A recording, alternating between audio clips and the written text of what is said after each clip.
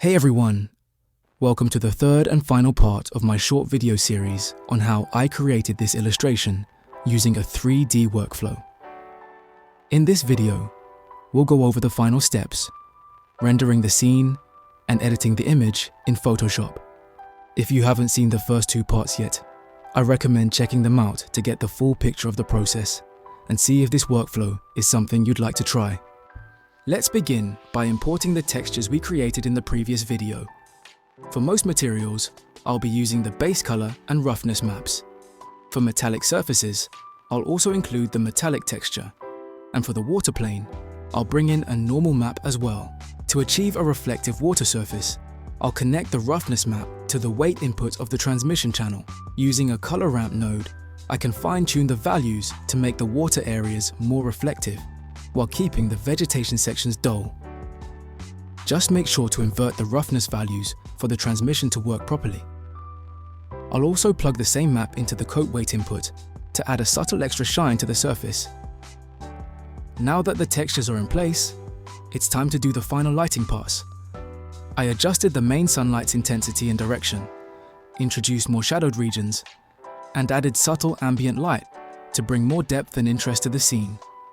You can use lighting creatively to cast reflections across the water's surface.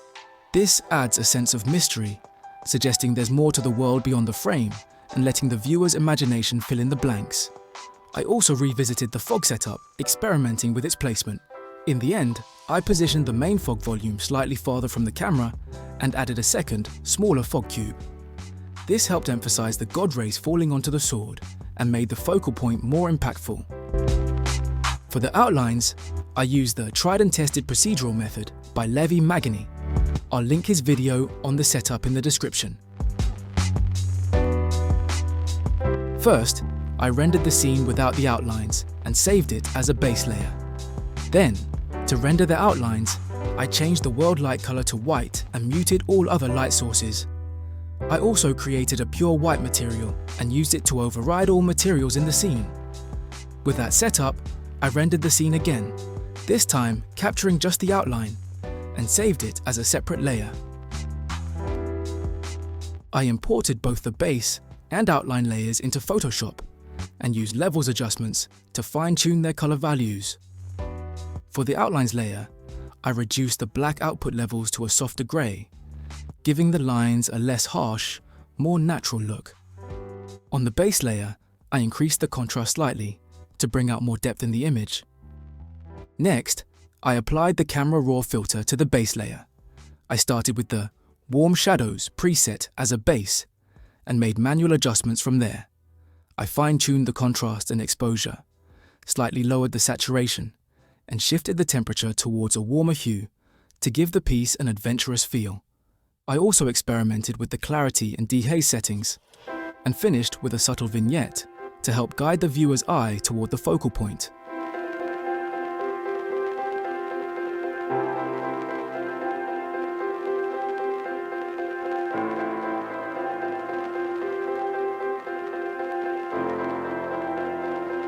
Once the color correction was done, I added a new layer above the base and began painting in the grass.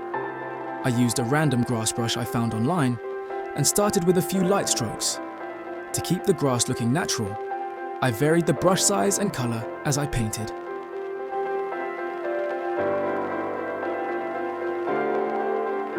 For an extra touch, I opened the layer style options and added a few subtle effects. I started with a light stroke effect to give each blade a faint outline. Be careful not to overdo it. Next, I applied an inner glow with a tight radius and higher contrast to give the grass blades a crisp, filled-in look.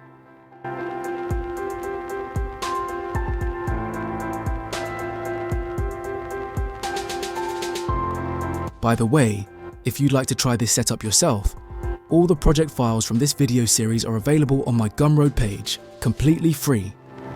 I also regularly upload other projects and asset packs there, so feel free to check them out.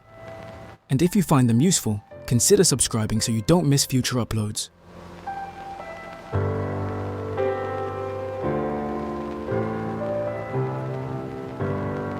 Finally, I added a drop shadow to simulate ambient occlusion, where the grass meets the ground, helping it blend more naturally into the scene.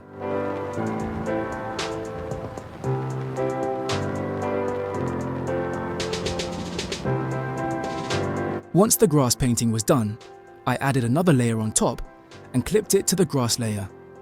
This allowed me to limit any painting on this new layer so that it only affects the grass underneath. I set the blending mode to multiply, and using a soft brush, I manually painted the shadows from the original image onto the grass. This helped the grass blend more naturally into the environment by matching the scene's lighting and adding depth. Next, I used another brush I downloaded online to add godrays to the scene. I set the layer's blending mode to screen and lowered the opacity just enough to give the image a soft, misty atmosphere. The light bouncing off the main stone felt a bit too bright, so I added a new layer set to multiply blending mode to tone it down.